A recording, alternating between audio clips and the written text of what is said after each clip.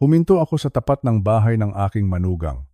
Laking gulat ko nang makita ko roon ang mamahaling sasakyan ni Corazon, ang aking asawa.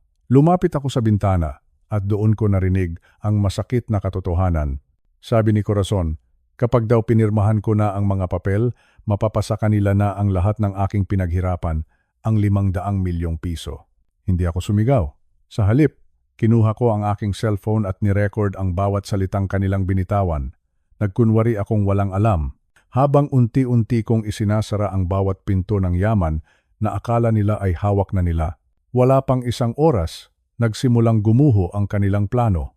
Napahiya si Corazon sa harap ng kaniyang mga kaibigan nang ang lahat ng kaniyang mga card ay biglang hindi na gumana.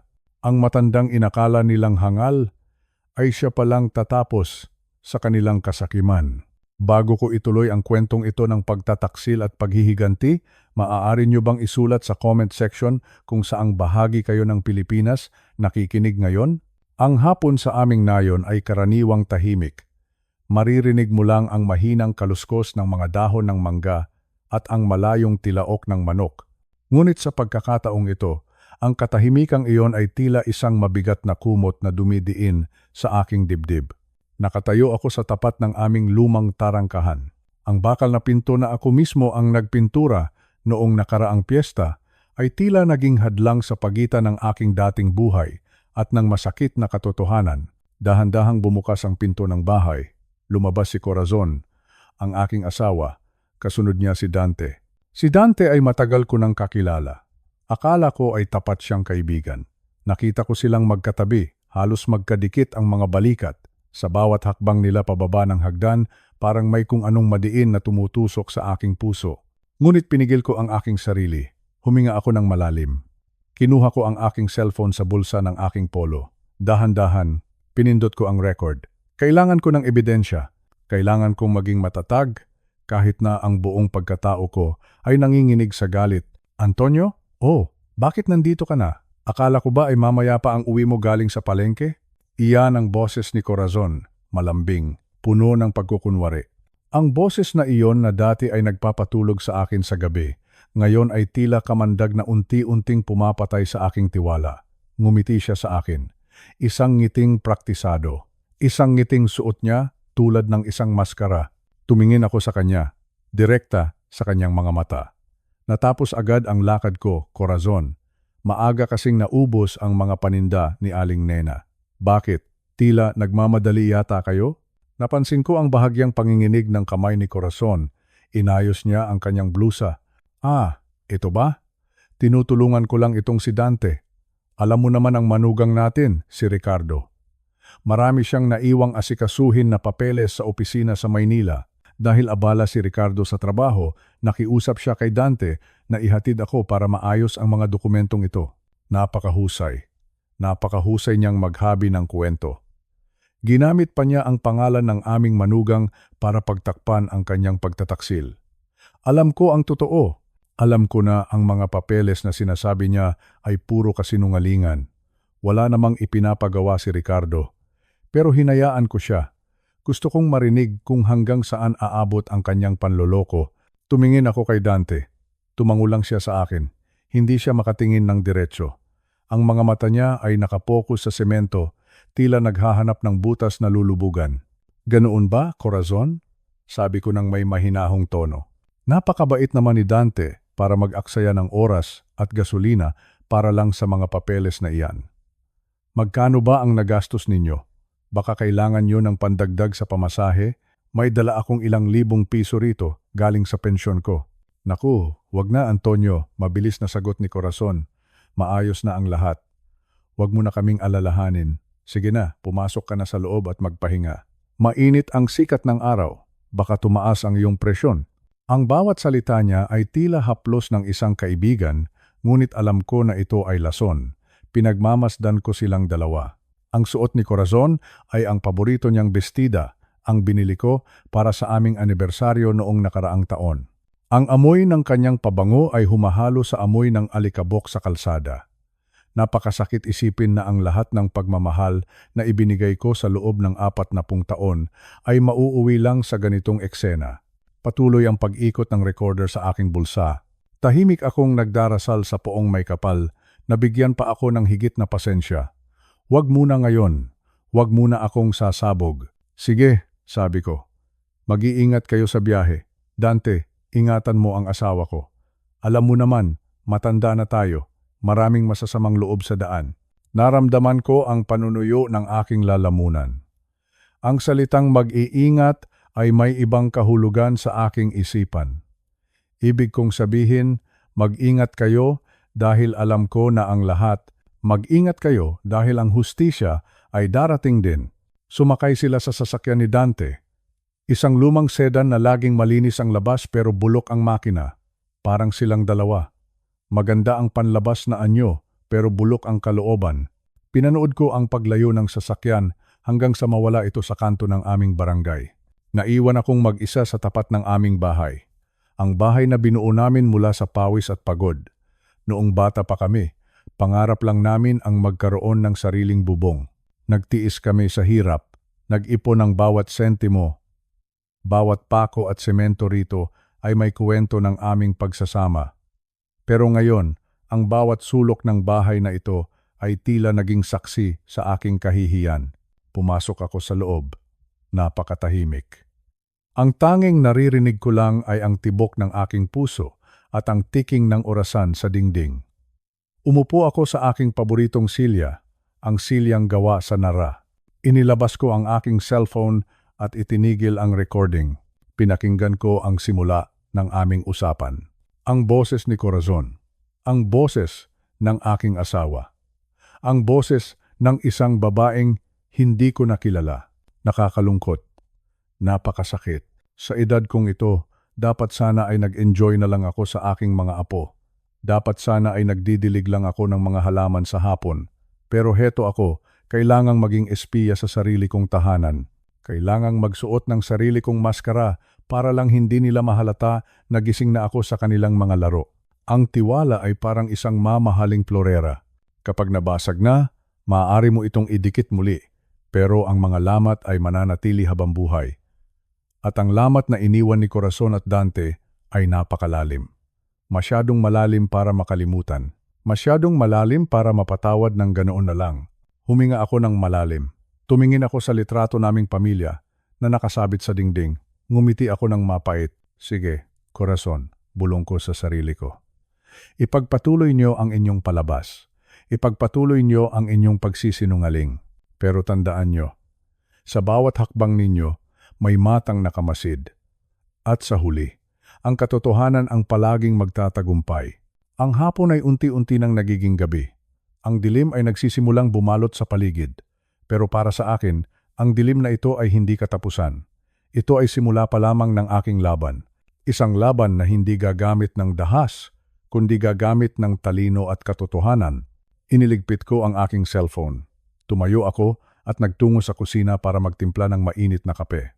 Kailangan kong manatiling gising, kailangan kong manatiling handa, dahil bukas o sa susunod na araw, ang maskara nila ay tuluyan ding malalaglag.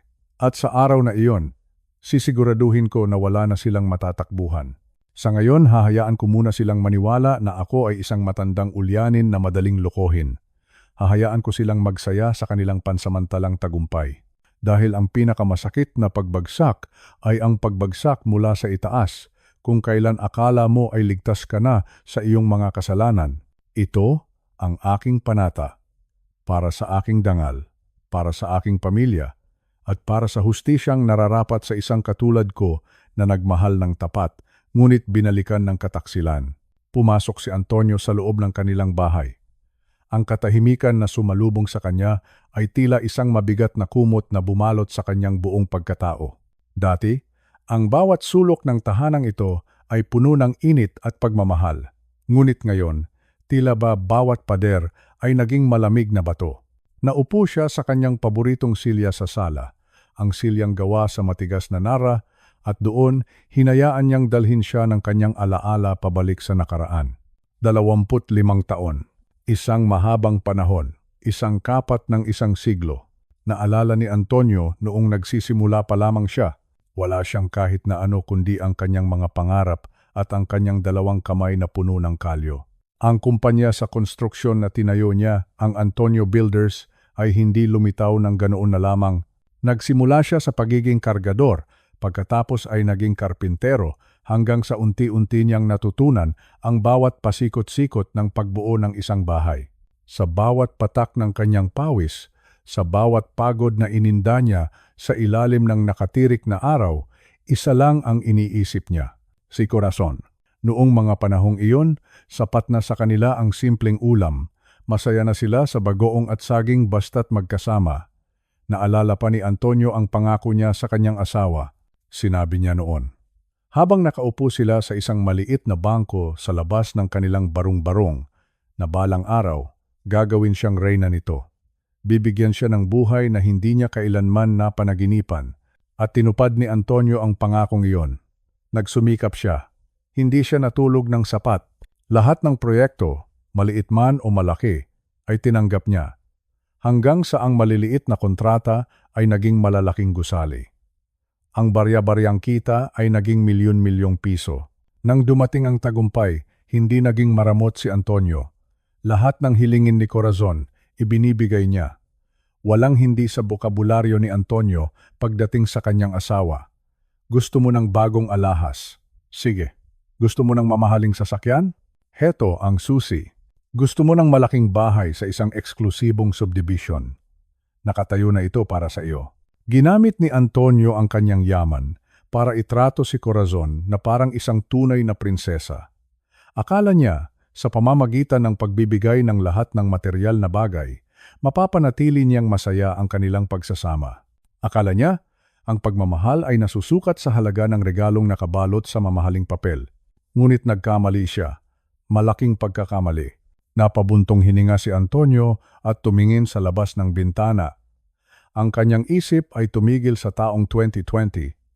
Iyon ang taon na tila ba nagsimulang magbago ang lahat. Iyon ang taon na nagsimulang magkalamat ang perpektong imahe ni Corazon sa kanyang paningin. Noon, napansin ni Antonio na hindi na sapat para kay Corazon ang simpleng pamumuhay. Naging masidhi ang kanyang pagkahumaling sa pera. Naging madalas ang kanyang pagbanggit tungkol sa kung magkano ang kinikita ng ibang mga asawa ng mga negosyante.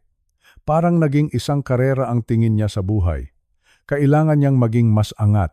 Kailangan niyang maging mas tanyag. Antonio, tignan mo itong bag na ito, madalas sabihin ni Corazon noon. Isang bag na nagkakahalaga ng mahigit 200,000 piso. Halos katumbas na ng sahod ng isang ordinaryong manggagawa sa loob ng isang taon. Ngunit para kay Corazon, parang pambili lang iyon ng tinapay sa kanto. Hindi tumatanggi si Antonio. Binibili niya ito. Kahit na sa loob niya ay ramdam niyang may mali na. Ang babaeng minahal niya, ang babaeng kontento na noon sa simpleng buhay, ay dahan-dahang naglalaho. Ang pumapalit ay isang babaeng hindi na makilala. Isang babaeng ang tanging nakikita ay ang kinang ng ginto at ang tunog ng salapi. Naalala ni Antonio ang isang gabi noong kalagitnaan ng pandemya.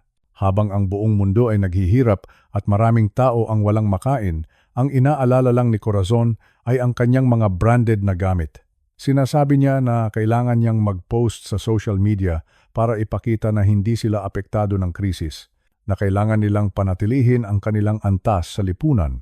Doon nagsimula ang lamat na naging isang malaking bitak. Napagtanto ni Antonio na ang lahat ng ginawa niya para sa kanyang asawa ay naging sandata pa pala laban sa kanya. Ang labis na pagpapalayaw niya kay Corazon ay nagbunga ng isang halimaw ng kasakiman. Ang dating matamis na tinig nito ay naging matalim na pananalita tuwing hindi agad na ibibigay ang gusto nito. Bakit ba ang tagal ng pondo mula sa huling proyekto? Ang madalas na itanong ni Corazon. Kailangan ko nang magpalit ng kotse. Nakakahiya na itong gamit ko. Luma na. Luma. 3 taon pa lang ang kotseng iyon.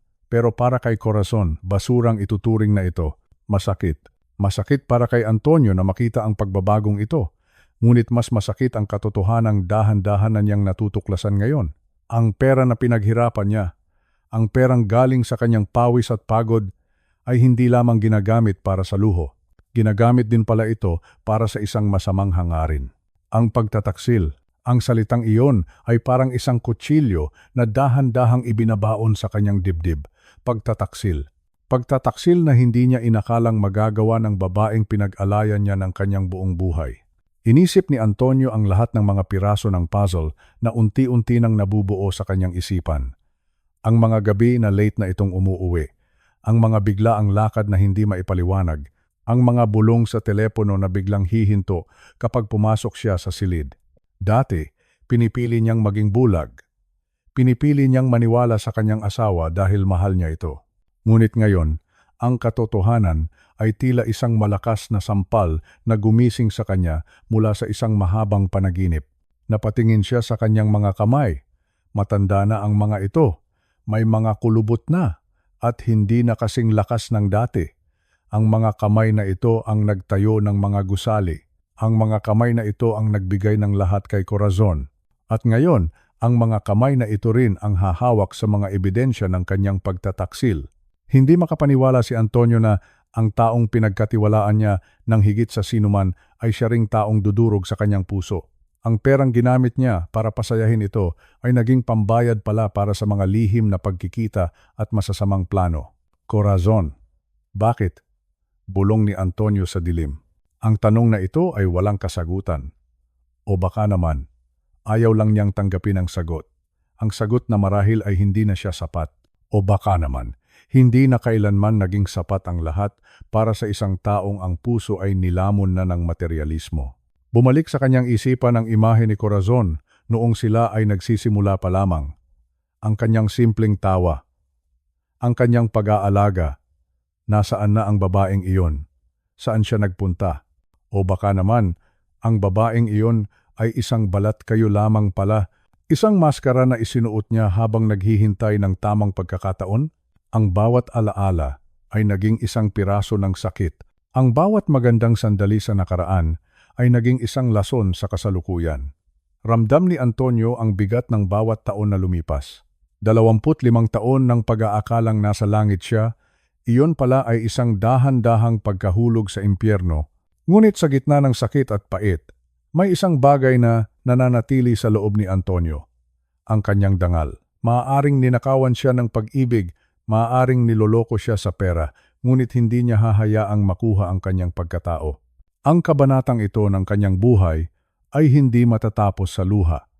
Ito ay matatapos sa katotohanan, kahit gaano pa ito kasakit, kahit gaano pa ito kahirap tanggapin. Tumingala si Antonio at huminga ng malalim. Ang bawat piraso ng pagtataksil ay dahan-dahan nang naglalapat. Alam na niya ang kanyang dapat gawin. Ang pagmamahal na ibinigay niya ng buong puso ay babawiin na niya ng buong lakas. Dahil sa larong ito ng buhay, hindi laging ang mabait ang natatalo. Minsan, ang mabait ay kailangan lang magising para makita ang tunay na kulay ng mga tao sa paligid niya. At si Antonio? Siya ay gising na. Ang gabi ay malalim na. Ngunit para kay Antonio, ang umaga ay paparating na. Isang umaga na puno ng paglalantad. Isang umaga kung saan ang bawat lihim ay lalabas sa liwanag. Hahawakan niya ang bawat piraso ng pagtataksil na ito. At gagamitin niya ito para itayo ang huling gusali na gagawin niya sa kanyang buhay. Ang gusali ng kanyang sariling kalayaan. Tumitig si Antonio sa kawalan habang nakaupo sa kanyang hapagkainan. Sa harap niya ay isang baso ng malamig na tubig. Ngunit tila hindi nito mapawi ang init na nararamdaman niya sa loob. Ngunit hindi ito ang init ng galit na nagwawala. Hindi ito ang init ng taong gustong manira ng gamit o sumigaw sa labas ng kalsada. Ito ay isang malamig na klase ng determinasyon. Sa mahabang panahon ng pagpapatakbo niya ng Antonio Builders, isang bagay ang natutunan niya. Ang emosyon ay madalas na nagiging hadlang sa tamang desisyon. Sa mundo ng konstruksyon, kapag nakita mong may lamat ang pundasyon ng isang gusali, hindi ka dapat umiyak. Hindi mo dapat kausapin ang pader at itanong kung bakit ito nagkalamat. Ang dapat mong gawin ay suriin ang plano, hanapin ang depekto, at ayusin ang problema bago gumuho ang lahat. Huminga ng malalim si Antonio. Inayos niya ang kanyang salamin sa mata. Sa sandaling iyon, hinubad na niya ang katauhan ng isang mapagmahal at mapagbigay na asawa. Ibinalik niya ang kanyang sarili sa pagiging isang matalinong negosyante. Ang negosyanteng nagsimula sa wala at nagtayo ng isang imperyo, Kinuha niya ang kanyang laptop. Dahan-dahan ang bawat galaw niya, tila ba bawat pagpindot sa keyboard ay may katumbas na bigat. Binuksan niya ang kanyang mga online bank accounts. Alam niya ang bawat sentimo na pumapasok at lumalabas sa kanyang kumpanya, ngunit ang kanilang joint account ni Corazon ay bihira niyang pakialaman. Pinagkatiwalaan niya ito. Ibinigay niya ang susi ng kanilang kaban sa kanyang asawa dahil akala niya iisang pangarap lang ang kanilang binuo. Ngunit habang tinitignan niya ang mga transaksyon noong nakaraang mga buwan, tila may tumutusok sa kanyang mga mata. Doon niya nakita isang malaking halaga. Isang halagang hindi mo basta-basta gagastusin para sa grocery o sa mga bagong damit. 2,000,000 at 500,000 piso. 2,000,000 at 500,000. Inulit-ulit ni Antonio ang halaga sa kanyang isipan. Sa isang ordinaryong pamilyang Pilipino, ang perang ito ay sapat na para makapagtayo ng isang disenteng bahay. Sapat na ito para mapagtapos ang ilang anak sa kolehiyo. Ngunit dito, sa loob ng kanilang account, ang halagang ito ay nawala na parang bula. Tinignan niya kung kanino ito ipinadala. Isang pangalan ang lumitaw, Dante Valeriano. Si Dante. Ang abogado na akala ni Antonio ay kaibigan ng pamilya. Ang lalaking laging nakangiti tuwing may handaan sa bahay. Ang lalaking laging nagpupuri sa galing ni Antonio sa negosyo. Napakagaling mo talaga, Antonio. Naalala pa niyang sabi ni Dante habang umiinom sila ng alak noong nakaraang Pasko. Ngayon, naintindihan na ni Antonio kung bakit ganoon na lamang ang papuri nito. Binabayaran pala ang bawat ngiti nito gamit ang sariling pera ni Antonio, ang perang galing sa puyat at pagod, ang perang bunga ng pakikipag-usap sa mga supplier at pagbibilad sa initan sa mga construction site. 2,000,000. 500,000. Napakasakit isipin. Ngunit hindi tumigil doon si Antonio. Alam niyang hindi sapat ang malaman lang kung nasaan ang pera. Kailangan niyang malaman kung sino ba talaga ang kinakalaban niya. Sa sumunod na 2 oras, ginamit ni Antonio ang kanyang mga koneksyon. Sa loob ng 25 taon sa industriya, marami siyang nakilalang mga taong may utang na loob sa kanya, mga taong marunong kumuha ng impormasyon na hindi nakikita sa ibabaw. Tumawag siya sa isang lumang kaibigan, isang retiradong investigador. Gusto kong malaman ang lahat tungkol kay Dante Valeriano. Sabi niya sa mahinahong tono. Lahat ng utang niya, lahat ng kaso niya. Huwag kang mag-iwan ng kahit anong bato na hindi tinitignan. Habang naghihintay, hindi mapakali si Antonio. Naglakad-lakad siya sa loob ng kanyang silid-aklatan. Tinitignan niya ang mga parangal na nakasabit sa dingding. Lahat ng ito ay simbolo ng kanyang integridad. Sa Pilipinas, ang pangalang Antonio ay kasing kahulugan ng katapatan. Hindi siya kailanman nandaya sa sukat ng semento. Hindi siya kailanman nagnakaw sa kanyang mga kliyente. Kaya naman, ang malamang niloloko siya ng isang abogadong dapat ay nagtatanggol sa batas ay isang malaking insulto. Dumating ang impormasyong hinihintay niya at ang nalaman niya ay higit pa sa kanyang inaasahan. Si Dante Valeriano ay hindi ang matagumpay na abogado na ipinapakita nito sa publiko. Sa likod ng mga mamahaling barong at kintab ng kanyang sapatos, si Dante ay lunod na lunod sa utang. Utang sa sugal. Utang sa mga maling investment. May mga balita pa na ginagamit niya ang pera ng kanyang mga kliyente para lang mabayaran ang kanyang mga pinagkakautangan. Isang desperadong tao, bulong ni Antonio. Alam ni Antonio ang amoy ng isang taong desperado. Sila ang mga taong pinakamapanganib dahil handa silang gawin ang lahat para lang makaligtas. Ngunit sila rin ang mga taong may pinakamalaking kahinaan. Natuklasan din ni Antonio na may mga reklamo na laban kay Dante sa Integrated Bar of the Philippines. Mga reklamo tungkol sa paglabag sa etika. Isang maling galaw na lang at maaari nang matanggalan ng lisensya si Dante, maaari siyang madisbar. Ang lisensya na pinaghirapan niyang makuha ay mawawala na parang usok. Disbar, isang salitang tatapos sa karera ng isang abogado. Naupo muli si Antonio at uminom ng tubig. Ramdam niya ang tibok ng kanyang puso, ngunit ito ay kalmado na. Ang bawat piraso ng impormasyon ay parang mga hollow blocks na inilalatag niya sa kanyang isipan. Isang matibay na estruktura ang nabubuo. Isang plano. Gusto niyo ng pera ko? Tanong niya sa hangin. Sige. Bibigyan ko kayo ng higit pa sa inaasahan nyo. Ngunit alam ni Antonio na hindi ito tungkol sa paghihiganti na puno ng galit. Ito ay tungkol sa katarungan. Gusto niyang makita kung hanggang saan ang kayang gawin ni Corazon. Gusto niyang malaman kung hanggang kailan kayang magpanggap ng kanyang asawa, 2 milyon at 500,000 piso. Iyon ang halaga ng katapatan ni Corazon. Naisip ni Antonio ang mga manggagawa niya sa construction site.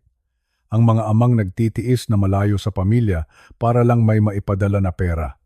Ang mga taong nagtatrabaho ng marangal para sa barya-baryang kita. Kumpara sa kanila, ang ginawa ni Corazon at Dante ay isang malaking kasalanan. Hindi lang ito pagtataksil sa kanya bilang asawa. Ito ay pagtataksil sa dangal ng pagtatrabaho. Akala mo marahil, Corazon, ay matanda na ako at madaling utuin, wika ni Antonio sa sarili. Akala mo siguro ang pagiging tahimik ko ay tanda ng aking kahinaan. Tumingin siya sa salamin. Nakita niya ang isang lolo. May puting buhok. May mga kulubot sa mukha. Ngunit sa likod ng mga matang iyon, nandoon pa rin ang talas ng isang agila. Ang talas na nagdala sa kanya sa rurok ng tagumpay. Hindi siya susugod ng walang plano. Hindi siya magpapakita ng emosyon sa harap ni Corazon.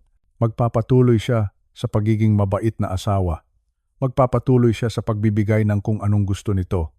Ngunit sa bawat sentimo na ibibigay niya, may kapalit itong impormasyon. Sa bawat ngiti na ibibigay niya, may kaakibat itong patibong. Ang pagiging negosyante ay parang paglalaro ng chess.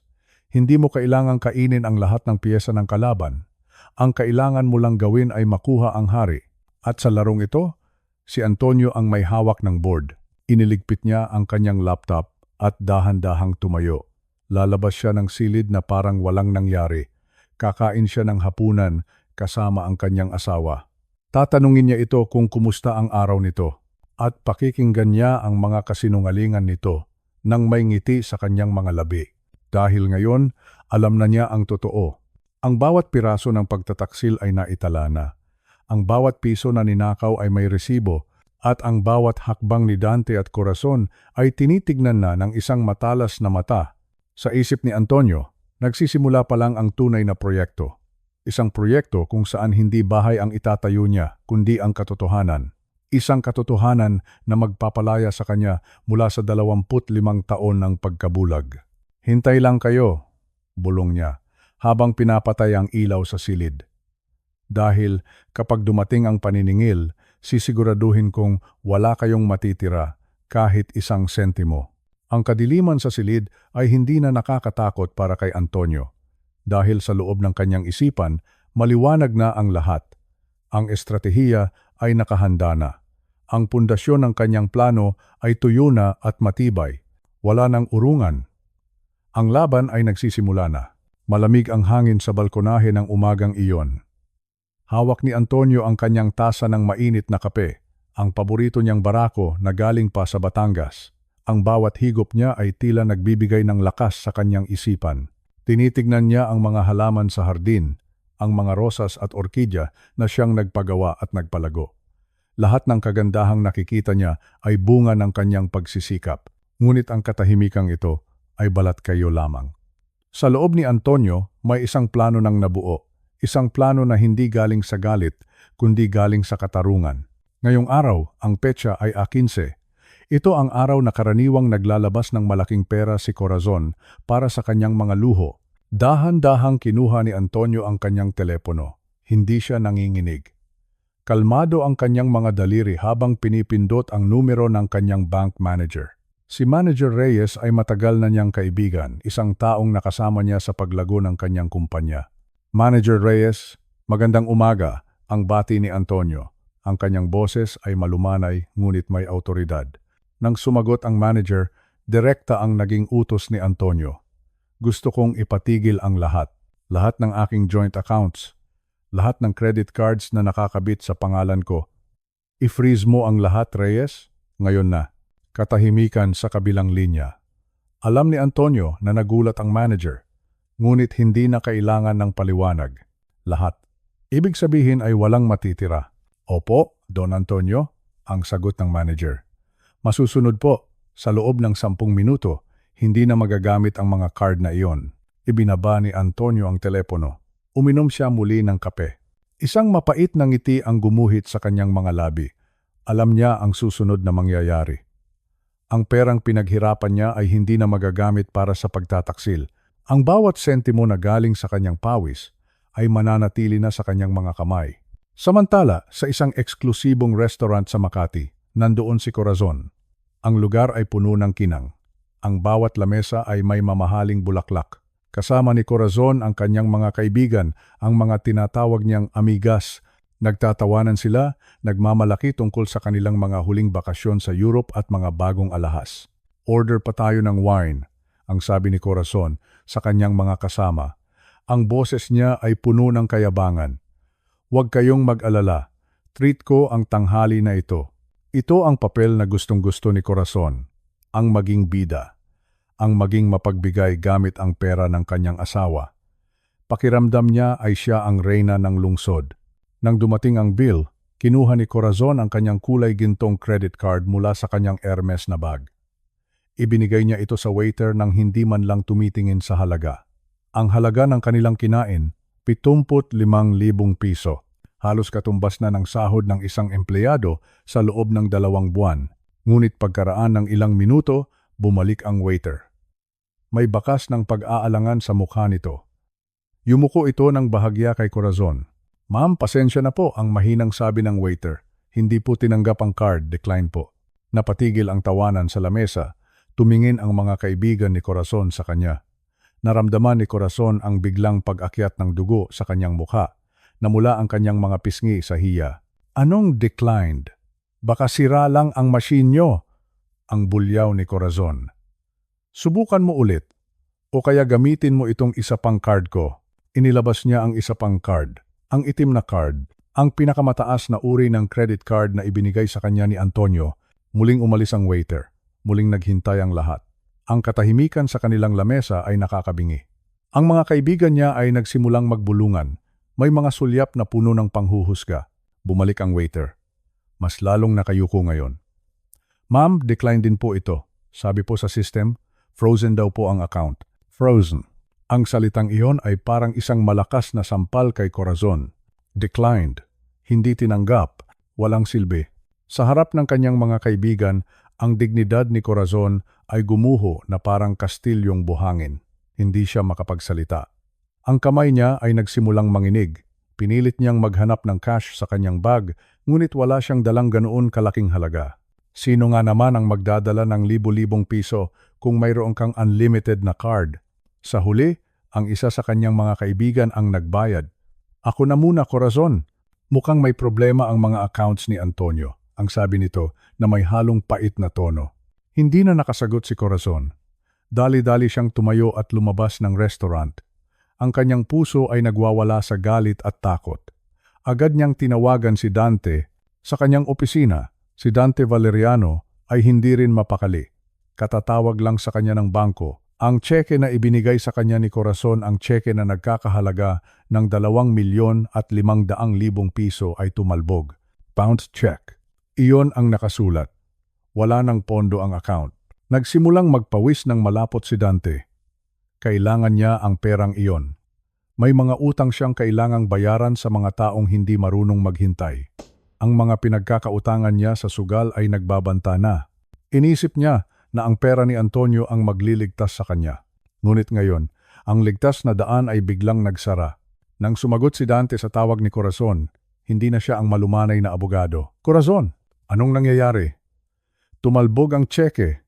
Wala nang laman ang account niyo. Hindi ko alam, Dante. Ang sigaw ni Corazon habang nasa loob ng kanyang sasakyan. Lahat ng cards ko hindi gumagana. Napahiya ako sa harap ng mga kaibigan ko. Kailangan mong ayusin ito. Ayusin? Paano ko aayusin kung ang asawa mo ang may hawak ng gripo? Ang sagot ni Dante. Baka alam na niya. Baka nalaman na ni Antonio ang lahat. Natahimik si Corazon. Ang salitang alam ay nagdulot ng kilabot sa kanyang buong katawan. Hindi. Hindi maaaring malaman ni Antonio. Ang asawa niya ay matanda na. Ang asawa niya ay mapagpatawad. Ang asawa niya ay bulag sa kanyang mga ginagawa. Ngunit ang katotohanan ay masakit. Ang gripo ng pera ay sarado na.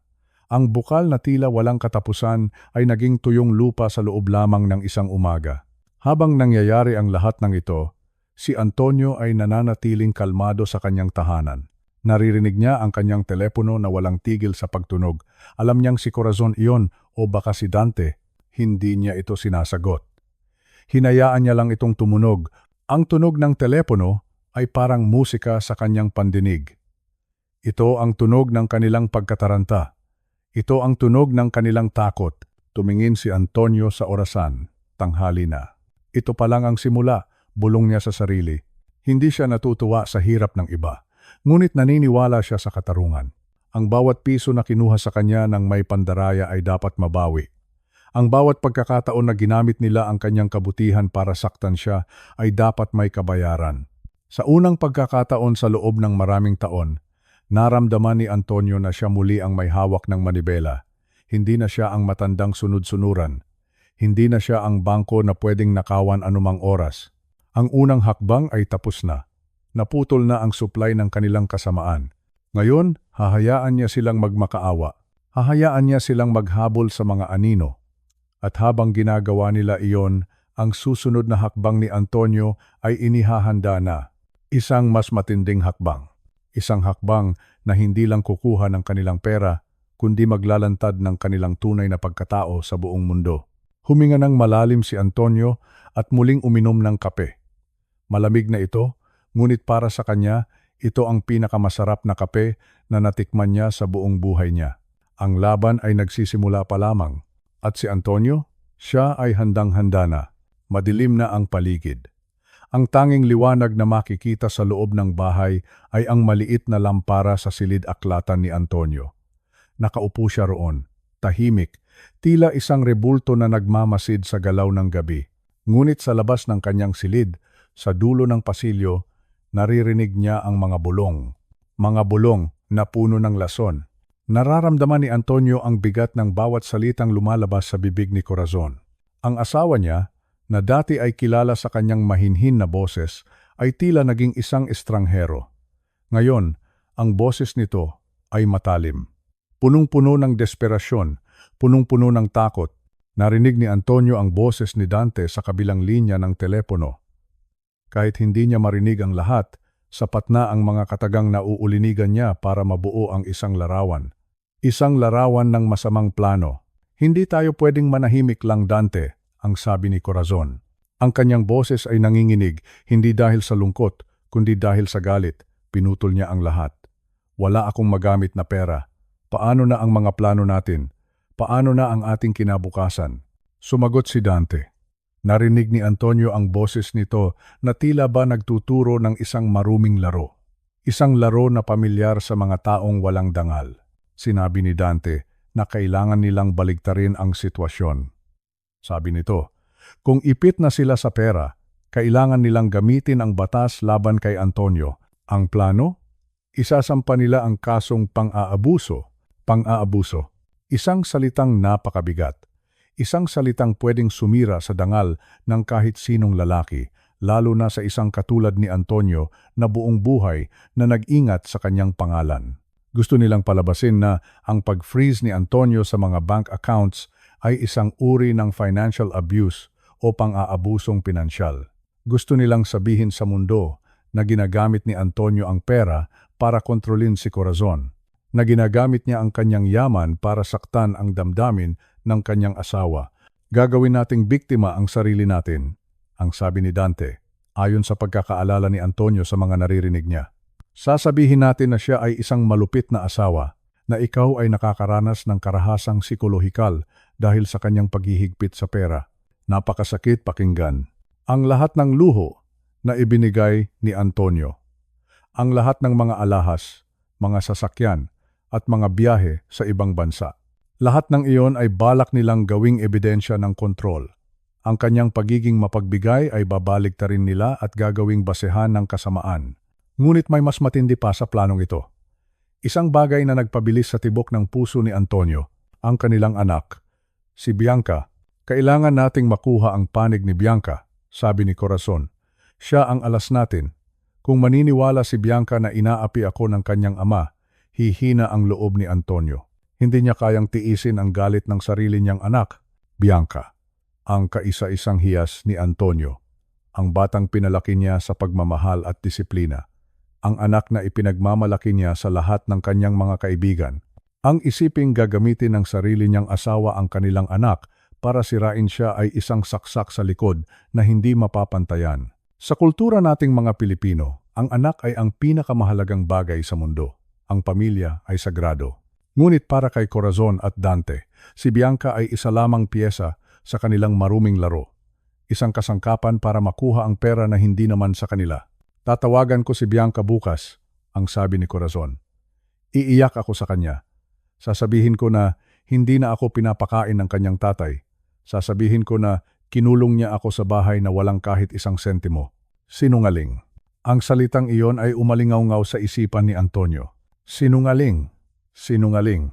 Napakasakit isipin na ang babaeng pinangakuan niya ng habambuhay ay handang magsinungaling sa sarili nilang anak para lang sa pera, para sa material na bagay, para kay Dante. Naisip ni Antonio si Bianca, ang anak niyang nasa malayo, nagtatrabaho ng mabuti para sa sarili nitong kinabukasan. Paano kung maniwala ang bata? Paano kung ang mga luhang ilalabas ni Corazon ay maging dahilan para kamuhian siya ng kanyang anak? Huminga ng malalim si Antonio. Ang kanyang mga kamay ay nakakuyom. Dito niya naramdaman ang tunay na lamat. Hindi ito tungkol sa 2,500,000 piso na nawala. Hindi ito tungkol sa mga credit card na na-decline. Ito ay tungkol sa kaluluwa ng kanilang pamilya. Ito ay tungkol sa katotohanang handang sunugin ni Corazon ang kanilang tahanan para lang makuha ang ginto sa ilalim nito. Gusto niyo akong palabasin na masama? Bulong ni Antonio sa dilim. Gusto niyo akong ipakulong sa mga kasinungalingan niyo? Tumayo si Antonio. Ang kanyang galaw ay mabagal, ngunit may tiyak na direksyon. Hindi na siya ang taong naguguluhan. Ang bawat salitang narinig niya mula sa usapan ni Corazon at Dante ay naging matibay na pundasyon para sa kanyang susunod na hakbang. Gagamitin nila ang batas? Sige. Haharapin niya sila sa batas. Gagamitin nila si Bianca? Dito sila nagkamali. Dahil ang katotohanan, kahit gaano pa ito ibaon sa ilalim ng lupa, ay laging lalabas sa liwanag. Sa Pilipinas, naniniwala tayo na ang katotohanan ay may sariling paa. Maaga o huli, darating ito sa pintuan mo. Alam ni Antonio na ang susunod na mga araw ay magiging mahirap, magiging magulo. Marahil ay mapupuno ang social media ng mga maling balita tungkol sa kanya. Marahil ay tatalikuran siya ng ilang mga kaibigan na maniniwala sa mga luha ni Corazon. Ngunit hindi siya natatakot. Dahil ang isang taong may malinis na konsensya ay hindi kailangang matakot sa dilim. Ang pagiging controlling at abusive na ibinibintang nila sa kanya ay isang malaking kalokohan. Ang pag-freeze ng accounts ay hindi pang-aabuso. Ito ay proteksyon. Proteksyon para sa kayamanan na pinaghirapan niya para sa kanyang anak at sa kanyang kinabukasan. Bianca, anak. Sabi ni Antonio habang tinitignan ang litrato ng kanyang anak sa kanyang mesa. Sana ay maging matatag ka. Dahil darating ang araw na malalaman mo ang lahat. Ang plano ni Corazon at Dante ay tila isang bagyo na paparating. Isang bagyong puno ng puot at panlilinlang. Ngunit si Antonio ay parang isang matandang puno ng nara. Malalim ang ugat. Matibay ang katawan. Hindi siya basta-basta matitibag ng kahit anong hangin. Dahan-dahang lumabas si Antonio sa kanyang silid-aklatan. Nakita niya si Corazon sa dulo ng pasilyo katatapos lang makipag-usap sa telepono. Nagtama ang kanilang mga mata. Ngumiti si Corazon. Isang ngiti na puno ng kaplastikan. Isang ngiti na tila nagsasabing wala kang alam. Ngumiti rin si Antonio. Isang ngiti na puno ng pagninilay, isang ngiting nagsasabing alam ko ang lahat. Sa sandaling iyon, ang labanan ay hindi na lamang tungkol sa pera. Ito ay labanan para sa katotohanan. Ito ay labanan para sa dangal ng isang ama. At si Antonio, sa kanyang edad na ito, ay handang itaya ang lahat para protektahan ang kanyang pangalan at ang kanyang anak. Ang gabi ay malalim na. Ngunit sa puso ni Antonio, may bagong apoy na nagliliyab. Isang apoy na tutupok sa lahat ng kasinungalingan ni Corazon at Dante. Hihintayin niya ang kanilang unang pagsalakay. Hihintayin niya ang kanilang mga demanda. Dahil sa dulo ng lahat ng ito, ang hustisya ay hindi para sa mga taong marunong umiyak, kundi para sa mga taong marunong tumayo para sa katotohanan. Matulog kayo ng mahimbing, Corazon, Dante. Dahil bukas, ang katotohanan ang gigising sa inyo. Ang hapon sa aming tahanan ay tila laging nababalot ng isang uri ng bigat na hindi maipaliwanag. Alam nyo naman ang pakiramdam ng paparating na bagyo, di ba? Kahit maliwanag pa ang sikat ng araw sa labas, nararamdaman mo na sa hangin ang lamig at ang kakaibang katahimikan. Ganoon ang naramdaman ko habang pinagmamasdan ko ang aking anak na si Bianca. Si Bianca ay isang psychologist. Sa kanyang trabaho, sanay siyang bumasa ng damdamin ng ibang tao. Sanay siyang makinig sa mga kwentong puno ng sakit at lito. Pero sa pagkakataong ito, ang sarili niyang pamilya ang kailangang suriin. At nakikita ko sa kanyang mga mata ang isang malalim na pag-aalinlangan. Noong hapong iyon, habang nagtitimpla ako ng kape sa kusina, narinig ko ang mahinahong boses ni Corazon. Alam niyo naman si Corazon, napakahusay niyang magsalita.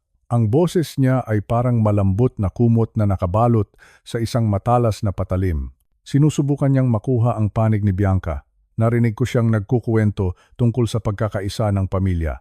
Sinabi niya kay Bianca na ang lahat ng ginagawa niya ay para sa kabutihan nating lahat. Sabi niya, may mga pagkakamali lang daw na hindi maiiwasan. Pero ang mahalaga ay protektahan ang ating pangalan. Grabe ang galing niya. Ginamit pa niya ang konsepto ng utang na loob. Pinaalala niya kay Bianca ang lahat ng sakripisyo niya noong bata pa ito. Sinabi niya na sa panahong ito, ang isang anak ay dapat tumayo sa likod ng kanyang ina, tama man o mali. Nakita ko si Bianca. Tahimik lang siya habang nakikinig. Pero bilang kanyang ama, alam kong hindi siya komportable. May mga sandaling kumukunot ang kanyang noo. Marahil ay napapansin niya ang mga butas sa kwento ni Corazon. Ang isang psychologist ay hindi basta-basta naniniwala sa emosyon lang. Naghahanap sila ng katotohanan. Naghahanap sila ng lohika. Maya-maya, lumapit ako sa kanila. Hawak ko ang aking cellphone.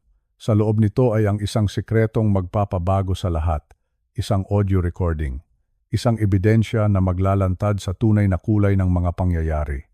Tiningnan ko si Bianca sa mga mata. Anak, sabi ko ng mahina. Ang boses ko ay medyo nanginginig.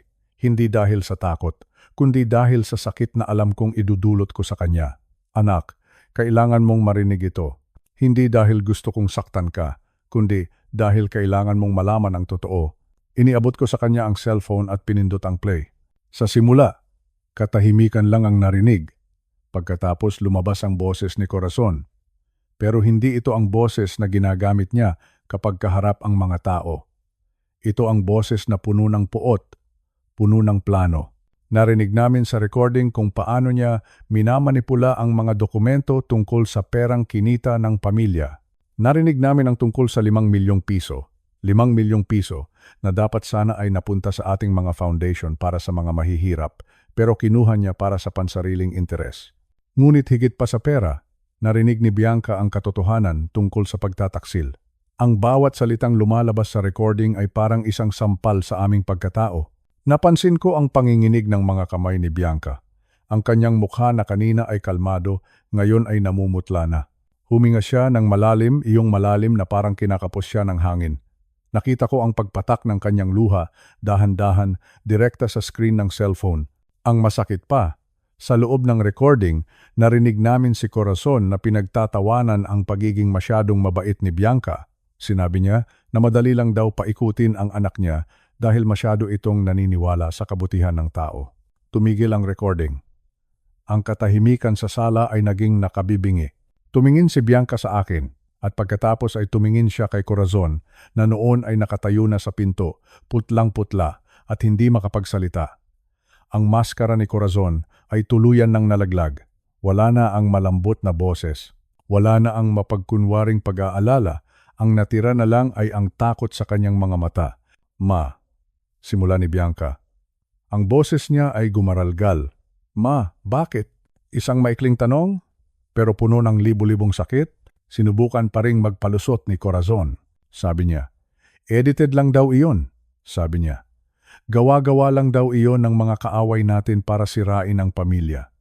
Pero alam ni Bianca ang totoo. Bilang isang eksperto sa pag-uugali, Alam niya ang tono ng boses na nagsasabi ng totoo at ang boses na nandaraya. Dito na pumasok ang pinakamahirap na bahagi para sa aking anak. Alam niyo, sa kulturang Pilipino, napakahirap kalabanin ang sariling magulang.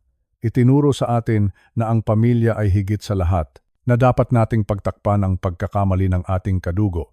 Pero itinuro rin sa atin ang tungkol sa integridad, ang tungkol sa katarungan. Tumayo si Bianca ng matuwid. Pinahid niya ang kanyang mga luha. Nakita ko ang isang bagong liwanag sa kanyang mga mata. Hindi na ito ang Bianca na nalilito. Ito na ang Bianca na nakapagpasya na. Humarap siya kay Corazon. Hindi ko ito pwedeng palampasin, ma, sabi niya. Ang bawat salita ay malinaw. Bawat salita ay may bigat. Ang katotohanan ay hindi pwedeng itago dahil lang sa pamilya tayo.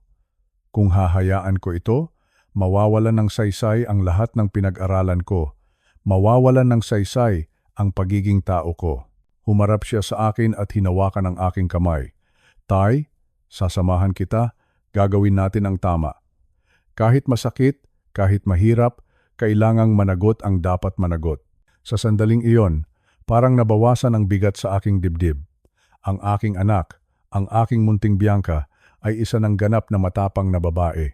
Pinili niya ang katarungan, pinili niya ang katotohanan kaysa sa komportableng kasinungalingan. Alam naming hindi magiging madali ang mga susunod na araw. Maraming tsismis ang lalabas. Maraming tao ang hindi makakaintindi. Baka sabihin pa ng iba na wala kaming utang na loob. Pero sa huli, ang tanging mahalaga ay ang malinis na konsensya. Ang pera ay pwedeng kitain muli. Ang 5 milyong piso ay pwedeng palitan. Pero ang dangal? Ang dangal ay parang salamin. Kapag nabasag, mahirap na itong ibalik sa dati. Hinakap ko si Bianca ng mahigpit. Salamat anak, bulong ko. Salamat sa pagpili, sa tama. At doon, sa gitna ng aming sala, habang ang araw ay dahan-dahang lumulubog sa likod ng mga bundok, alam kong nagsimula na ang aming laban. Isang laban para sa katotohanan. Isang laban na hindi namin uurungan anuman ang mangyari. Dahil sa huli, ang katotohanan ang magpapalaya sa atin. Katotohanan. Iyan ang tanging sandata na mayroon kami ngayon. At handa kaming gamitin ito para sa ating pamilya at para sa ating bayan. Naniniwala ba kayo sa kasabihan na ang hustisya ay parang pagong? Mabagal lumakad, oo, pero lagi itong dumarating sa tamang panahon. Noong mga nakaraang araw, parang ang bigat-bigat ng pakiramdam ko. Pero ngayong umaga, habang iniinom ko ang aking mainit na kape, naramdaman ko ang isang uri ng katahimikan. Hindi ito ang katahimikan ng takot. Ito ang katahimikan ng isang taong alam na ang katotohanan ay malapit ng lumitaw. Si Dante. Isang abogado na dapat sana ay tagapagtanggol ng batas. Pero sa halip na proteksyon, panlilin lang ang ibinigay niya sa amin. Sa loob ng mahabang panahon, ginamit niya ang kanyang talino para makuha ang tiwala ng mga tao, lalo na ang mga taong tapat na nagtatrabaho. Pero nakalimutan niya ang isang bagay, ang kasinungalingan. Kahit gaano mo pa ito balutin ng magagandang salita, ay mananatiling kasinungalingan. At ang bawat kasalanan ay may katapat na kabayaran.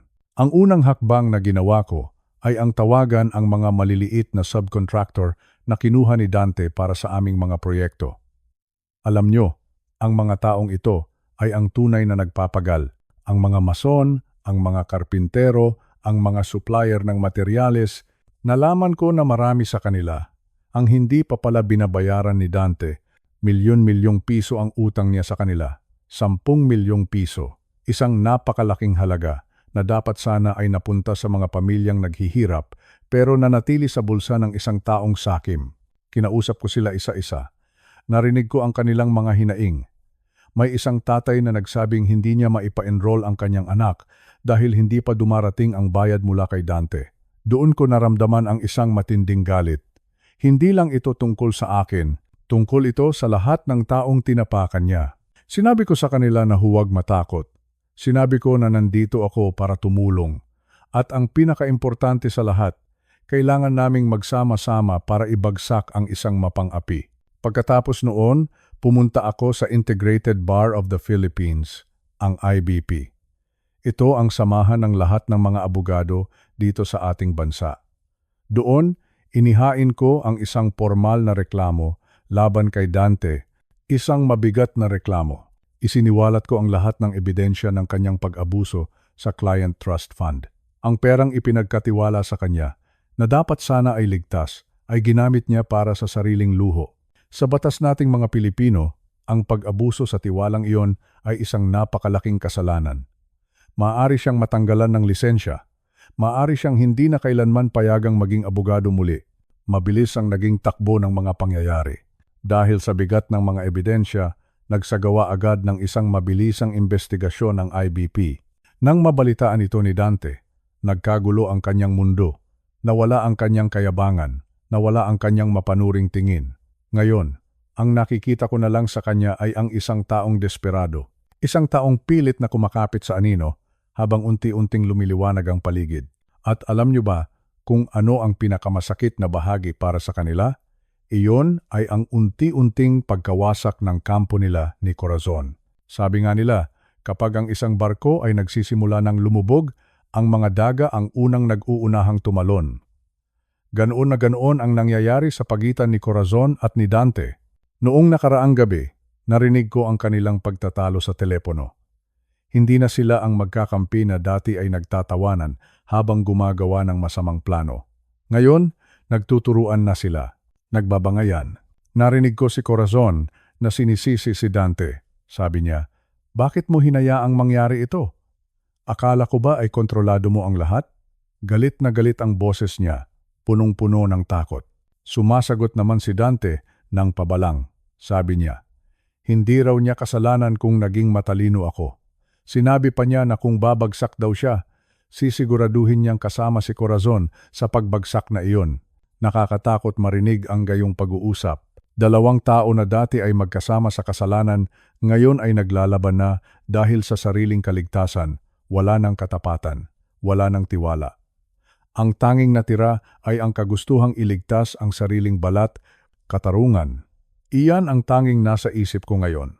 Napagtanto ko na ang pagbagsak ni Dante ay hindi lang tagumpay para sa akin. Tagumpay ito para sa lahat ng mga taong naging biktima ng kanyang panloloko. Ang lisensya na ipinagmamalaki niya ay magiging isang pirasong papel na lamang na walang halaga. Ang opisina niyang dati ay pinupuntahan ng mga makapangyarihang tao ay magiging simbolo na lamang ng kanyang kahihiyan. Naisip ko rin si Corazon. Habang pinapanood ko siyang mabalisa, hindi ko mapigilang malungkot. Hindi dahil sa naaawa ako sa kanya, kundi dahil sa panghihinayang sa pamilyang sinira niya. Panghihinayang sa dangal na ipinalit niya sa pera. Sinasabi ko sa inyo, mga kaibigan, ang pera ay naglalaho, ang kapangyarihan ay lumilipas. Pero ang ating pagkatao, ang ating integridad, iyan ang tanging dadalhin natin hanggang sa huling hininga. Sa mga sandaling ito, nararamdaman ko na malapit na ang katapusan ng laban na ito. Ang alyansang binuo nila sa gitna ng kadiliman ay unti-unti nang nadudurog at sa bawat piraso na nalalaglag, mas lumilinaw ang daan para sa amin ni Bianca. Kailangan nating maging matatag. Huwag tayong matakot na harapin ang mga taong akala nila ay mas mataas sila sa batas. Dahil sa huli, ang katotohanan ang palaging mananaig. Ngayon, habang hinihintay ko ang formal na desisyon ng investigasyon, humihinga ako ng malalim. Alam kong mahaba pa ang proseso sa korte. Alam kong marami pang pagsubok, pero sa araw na ito, sapat na sa akin na malaman na ang masama ay nagsisimula nang makatanggap ng nararapat sa kanya.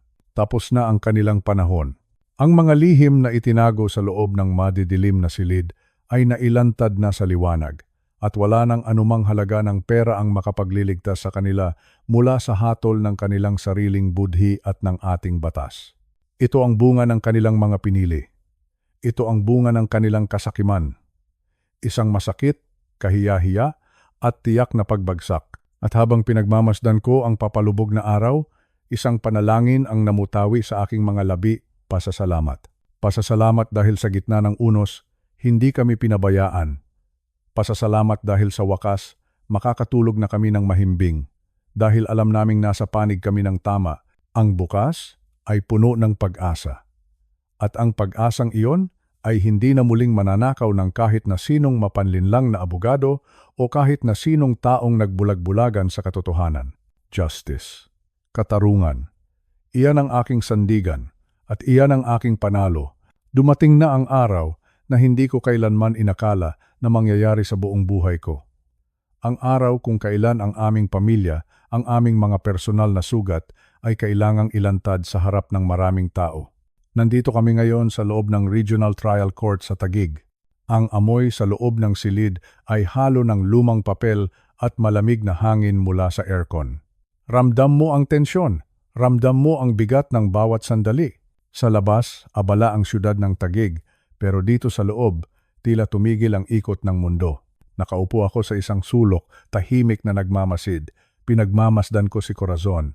Kahanga-hanga ang kanyang anyo ngayong araw. Kung hindi ko lang alam ang totoo, baka pati ako ay naniwala sa kanyang palabas. Nakasuot siya ng isang simpleng baro, kulay puti, na parang sumisimbolo sa kalinisan ng puso. Ang kanyang buhok ay maayos na nakatali, at ang kanyang mukha ay walang bakas ng makeup. Mukha siyang pagod. Mukha siyang isang kawawang asawa na dumaan sa matinding hirap. Iyan ang kanyang papel ngayong araw. Ang maging biktima, nagsimula ang pagdinig. Tumayo si Corazon at humarap sa huwes. Ang kanyang boses ay nanginginig. Bawat salitang lumalabas sa kanyang bibig ay puno ng lungkot. Isinalaysay niya sa harap ng hukuman kung paano ko raw siya minaltrato sa loob ng mahabang panahon. Sinabi niya na ako ay isang mapanakit na asawa. Sinabi niya na kinuha ko ang lahat ng kanyang pera at iniwan ko siyang walang-wala. Sabi niya, "Your Honor, ginawa ko ang lahat para sa pamilyang ito, pero puro pasakit lang ang ibinigay sa akin ni Antonio." Nakita ko ang ilang mga tao sa loob ng courtroom na tumatango. May mga nagbubulungan. Nararamdaman ko ang kanilang mga tingin sa akin. Tingin ng panghuhusga. Sa sandaling iyon, si Corazon ang bida sa sarili niyang pelikula. Napakahusay niyang artista. Napakahusay. Pero habang nagsasalita siya, nananatili akong tahimik. Naalala ko ang itinuro sa akin ng aking mga magulang noong bata pa ako sa probinsya. Sabi nila, ang katotohanan ay hindi kailangang sumigaw. Ang katotohanan ay kailangan lang maghintay. Nang matapos ang kanyang madamdaming pahayag, tumayo ang aking abogado. Kalmado lang siya, walang galit sa kanyang mukha. Tumingin siya kay Corazon at pagkatapos ay sa huwes. "Your Honor," simula ng aking abogado, "mayroon kaming nais ipakita sa hukumang ito. Isang ebidensya na maglalagay sa lahat ng bagay sa tamang lugar." Inilabas niya ang isang maliit na recorder. Isang maliit na bagay, pero alam kong ito ang magpapabagsak sa lahat ng kasinungalingan ni Corazon. Ipinatugtog ang audio. 43 minuto. 43 minuto ng katotohanan. Sa simula, ang maririnig lang ay ang ingay ng paligid. Pero pagkatapos, narinig ang boses ni Corazon. Ngunit hindi ito ang boses na narinig namin kanina. Hindi ito ang boses ng biktima. Ito ang boses ng isang babaeng puno ng pagmamalaki at plano. Narinig ng buong silid kung paano niya pinagtatawanan ang aking kabaitan. Narinig namin kung paano niya sinabi sa kanyang mga kasabwat na madali lang akong paikutin dahil matanda na ako at malambot ang puso. "Hayaan niyo lang si Antonio," sabi niya sa recording. "Ang boses niya ay malamig, akala niya ay mahal ko siya. Pero ang totoo, ang kailangan ko lang ay ang kanyang pirma sa mga dokumentong ito. Kapag nakuha ko na ang 5 milyong piso na iyon, wala na akong pakialam sa kanya." 5 milyong piso, isang napakalaking halaga. Maririnig sa recording ang tunog ng kanyang pagtawa habang pinaplano kung paano niya ako palalabasing masama sa harap ng aming mga anak at ng batas. Masakit pakinggan. Kahit alam ko na ang nilalaman nito, parang hinihiwa pa rin ang puso ko sa bawat salitang lumalabas sa speaker. Napatingin ako kay Bianca na nasa tabi ko. Nakayuko siya, hindi makatingin sa kanyang ina. Ramdam ko ang kanyang kahihiyan. Ramdam ko ang kanyang sakit. Ang buong silid ay naging tahimik, napakakatahimik. Iyong uri ng katahimikan na nakakabingi. Ang mga taong kanina ay naaawa kay Corazon, ngayon ay hindi makapaniwala sa kanilang naririnig. Ang mga bulong-bulungan ay napalitan ng gulat. Tumingin ako kay Corazon. Ang kanyang mukha na kanina ay maputi. Ngayon ay naging kasing puti na ng papel. Ang kanyang mga kamay ay nanginginig. Sinubukan niyang magsalita, pero walang lumalabas na tunog sa kanyang bibig. Ang kanyang maskara ay tuluyan ng nadurog. Nadurog. Wala nang natira, hindi lang iyon. Sa loob ng 43 minutong iyon, isiniwalat din niya ang kanyang mga plano kung paano gagamitin ang batas para makuha ang lahat ng aming ari-arian. Tinawag niya ang sistema ng hustisya na isang laro na kaya niyang kontrolin. Iyon ang naging mitsa. Nakita ko ang pagbabago sa mukha ng huwes. Ang kanyang mga mata ay naging matalas. Ang isang huwes ay hindi matutuwa kapag narinig na ang batas ay ginagawang laruan lamang. Nang matapos ang audio, tila huminto ang hangin sa loob ng courtroom. Mayroon pa ba kayong nais sabihin, Ginang Corazon? Tanong ng huwes. Ang boses ng huwes ay mabigat at puno ng awtoridad. Hindi nakasagot si Corazon. Napayuko na lamang siya. Ang lahat ng kanyang galing sa pag-arte, ang lahat ng kanyang mga luha ay naging walang saysay sa harap ng 43 minuto ng kanyang sariling boses. Doon na nagpasiya ang huwes. Dahil sa bigat ng ebidensyang ito, sabi ng huwes habang hawak ang kanyang martilyo. Ang kasong isinampa ni Ginang Corazon laban kay G. Antonio ay opisyal na ibinabasura ng hukumang ito. Poke, ang tunog ng martilyo. Isang tunog na naghudyat ng katapusan ng aking paghihirap. Basura. Ang kanyang demanda ay itinuring na basura. Sa sandaling iyon, naramdaman ko ang isang malaking pasanin na nawala sa aking mga balikat. Huminga ako ng malalim. Sa wakas, malaya na ako. Malaya na kami ng aking mga anak mula sa sumpa ng kanyang mga kasinungalingan. Tumingin ako sa labas ng bintana. Ang langit sa tagig ay maliwanag pa rin. Ang buhay sa labas ay nagpapatuloy. Pero para sa akin, ito ay isang bagong simula. Hindi madali ang pinagdaanan namin. Maraming gabi na hindi ako nakatulog. Maraming luha ang pumatak. Pero napatunayan ko na ang katotohanan, kahit gaano pa ito ibaon sa ilalim ng lupa, ay laging hahanap ng paraan para lumabas. Lumapit sa akin si Bianca at yanakap ako ng mahigpit. Walang salita. Hindi na kailangan ng salita. Ang higpit ng kanyang yakap ay sapat na para sabihing, Tay, tapos na. Panalo na tayo. Habang papalabas kami ng korte, nakita ko si Corazon na nakaupo pa rin sa kanyang upuan, mag-isa, walang lumalapit sa kanya. Ang mga kaibigan niya, ang mga kasabwat niya ay wala na doon. Iyon ang malungkot na katotohanan ng kasakiman.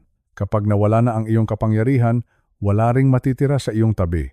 Ang pera na hinangad niya, ang 5 milyong piso na pinagplanuhan niya ay hindi niya nakuha. Sa halip, ang nakuha niya ay ang kahihiyan na dadalhin niya habang buhay. Ang hustisya ay dumating din. Maaaring hindi ito mabilis, pero ito ay sigurado. Sa araw na ito sa tagig, napatunayan na ang katarungan ay hindi nabibili. Ang katarungan ay hindi nakukuha sa galing ng pag-arte. Ito ay nakabase sa katotohanan. At ang katotohanan ang nagpalaya sa akin ngayong araw, pauwi na kami. At sa unang pagkakataon sa loob ng maraming taon, nararamdaman ko ang tunay na kapayapaan sa aking puso. Ang bukas ay hindi na madilim. Ang bukas ay puno na ng liwanag. Salamat sa Panginoon. Salamat sa katotohanan. Tapos na ang laban. Ngayon, habang nakaupo ako sa beranda ng aming bahay, pinagmamasdan ko ang dahan-dahang paglubog ng araw. Napakatahimik. Yung uri ng katahimikan na hindi nakakabingi, kundi nakakaginhawa. Yung uri ng katahimikan na nagsasabing, tapos na ang laban, tapos na ang bagyo. Sabi nila, ang buhay ay parang pagtatayo ng bahay. Kung ang pundasyon mo ay gawa sa kasinungalingan at buhangin, guguho ito sa unang bugso pa lang ng hangin. Pero kung ang pundasyon mo ay katotohanan at gawa sa mga tunay na bato, mananatili itong nakatayo. Kahit anong unos pa ang dumating, nabalitaan ko ang nangyari kay Dante. Ang abogadong akala ay mas matalino pa sa batas. Tuluyan na siyang tinanggalan ng lisensya ng Integrated Bar of the Philippines, disbarred. Iyan ang mabigat na salitang nagtapos sa kanyang karera. Wala na siyang karapatang humarap sa korte. Wala na siyang karapatang magsuot ng kanyang barong at magpanggap na tagapagtanggol ng katarungan. Ang kanyang kasakiman ang mismong naging tali na sumakal sa kanya. Si Corazon naman, ang babaeng nangarap ng 5 milyong piso na hindi naman sa kanya. Balita ko ay nagtatrabaho na siya ngayon bilang isang simpleng sales clerk sa isang maliit na tindahan sa probinsya. Wala na ang mga mamahaling bag. Wala na ang marangyang pamumuhay. Ang dating babaeng mapagmataas, ngayon ay kailangang magbilang ng barya para lang sa kanyang pang-araw-araw na pagkain. Hindi ko siya kinukutya. Sa totoo lang, nararamdaman ko ang isang uri ng lungkot para sa kanya. Pinili niya ang panandaliang yaman kaysa sa tunay na pagmamahal ng pamilya. Ngayon, kailangan niyang maranasan kung gaano kahirap kitain ang pera sa tapat na paraan. Sana. Sa bawat oras na nakatayo siya sa likod ng counter, mapagtanto niya na ang tunay na halaga ng tao ay wala sa kapal ng pitaka, kundi sa linis ng budhi. Hinawakan ko ang pader ng aming bahay, malamig ang semento, matigas. Ramdam ko ang bawat guhit at bawat kanto. Naalala ko noong itinatayo ko ito. Bawat semento, bawat pako, bawat patak ng pawis. Ito ang bunga ng aking buong buhay na pagtatrabaho. At ngayon, alam kong ligtas na ito. Hindi na ito mananakaw ng kahit na sinong mapanlinlang na tao. Pumasok si Bianca sa loob ng beranda, dala ang isang tasa ng tsaa. Nginitian niya ako.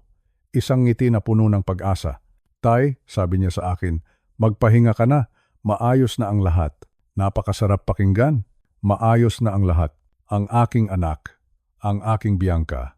Siya ang pinakamalaking kayamanan na mayroon ako. Higit pa sa anumang bahay o lupain. Ang makita siyang nakatayo sa panig ng katotohanan ay sapat na kabayaran sa lahat ng sakit na pinagdaanan ko. Pinili niya ako. Pinili niya ang dangal ng aming pamilya. Para sa inyo na nakikinig. Mga kaibigan ko, mga kasama ko sa edad na ito. Alam niyo ang ibig kong sabihin. Sa ating yugto ng buhay, hindi na natin kailangan ng maraming bagay. Ang kailangan lang natin ay ang makatulog ng mahimbing sa gabi. Ang kailangan lang natin ay ang malaman na ang ating mga anak ay lumaking may takot sa Diyos at may pagpapahalaga sa katotohanan. Ang kapayapaan ay hindi nabibili. Ito ay pinaghihirapan. Ito ay itinatayo bato-bato sa pamamagitan ng katapatan. Tumingin ako muli sa langit. Ang huling sinag ng araw ay tila isang basbas. Napangiti ako. Sa wakas, malaya na ako. Sa wakas, ang aming tahanan ay hindi na lang basta gusali. Ito ay isa ng santuwaryo ng katotohanan. Salamat sa buhay, salamat sa katarungan. Dito nagtatapos ang ating kwento, pero para sa akin at kay Bianca, ito pa lang ang simula ng isang buhay na payapa. Isang buhay na nakatuntong sa mga tunay na bato. Isang mapayapang gabi sa inyong lahat.